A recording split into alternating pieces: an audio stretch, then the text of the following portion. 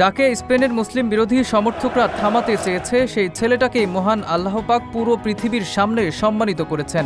লামিনের বিশ্বাস ছিল মহান রবের ওপরে, আর সৃষ্টিকর্তাও যেন তাকে দুমুঠো ভরে সম্মান দিলেন, চুপ করালেন স্পেনের মুসলিম বিরোধীদের। হ্যাঁ, তাই মুসলিম বিরোধীদের উপযুক্ত জবাবটাই দিলেন লামিনে ইয়ামাল।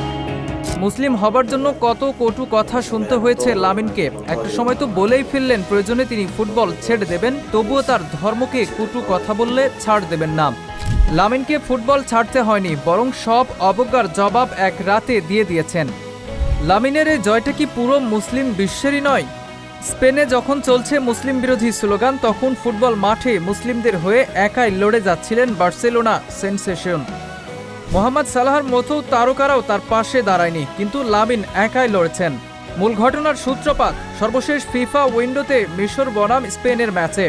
মুসলিম ধর্মকে নিয়ে কটু কথা বলতে থাকেন একদল সমর্থক। যদিও তারা লামিনকে কিছু বলেনি, কারণ লামিন ইয়ামাল তাদের দেশেরই ফুটবলার। তবে নিজ ধর্মকে ছোট হতে দেখে চুপ থাকলেন না তিনি। নিজের ইনস্টাগ্রামে তীব্র নিন্দা জানান বার্সার বর্তমান নাম্বার 10।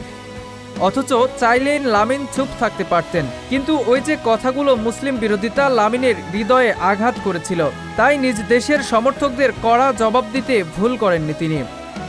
এরপর থেকে আরও কঠিন পরীক্ষার সম্মুখীন হতে হলো। লা লিগা থেকে চ্যাম্পিয়ন্স লিগ, স্পেনের মাঠে ম্যাচ খেলতে নামলেই স্প্যানিশ তরুণকে লক্ষ্যবস্তু বানিয়েছে ওই সমর্থকগুলো। লামিনকে থামানোর চেষ্টা করা হয়েছে, কিন্তু মহান আল্লাহ পাকের ওপর বিশ্বাস রেখে শুধু সামনেই এগিয়েছেন তিনি। সৃষ্টিকর্তার ওপরে যার বিশ্বাস, তাকে আটকানোর সাধ্য আছে কার? তাই তো লরিয়ার্স স্পোর্টস ওয়ার্ল্ড অ্যাওয়ার্ড, যাকে বলা হয় ক্রীড়া বিশ্বের সবচেয়ে সম্মানিত পুরস্কার, সেই সম্মান উঠল লামিনের হাতেই। 2025 সালে বছর সেরা উদীয়মান ক্রীড়াবিদ নির্বাচিত হয়েছেন তিনি। বার্সেলোনার হয়ে 2025 সাল দুর্দান্ত কাটিয়েছিলেন, জিতেছিলেন লিগ টাইটেল এবং চ্যাম্পিয়ন্স লিগে বার্সাকে নিয়েছিলেন শেষ চারে। সকল সমালোচনা আর বাজে দিন উপেক্ষা করে সৃষ্টিকর্তার ওপরে বিশ্বাস রাখা লামিনের জন্য অ্যাওয়ার্ড বিশেষ প্রাপ্তি। লামিন আগামী দিনগুলোতেও এভাবে এগিয়ে যেতে চান।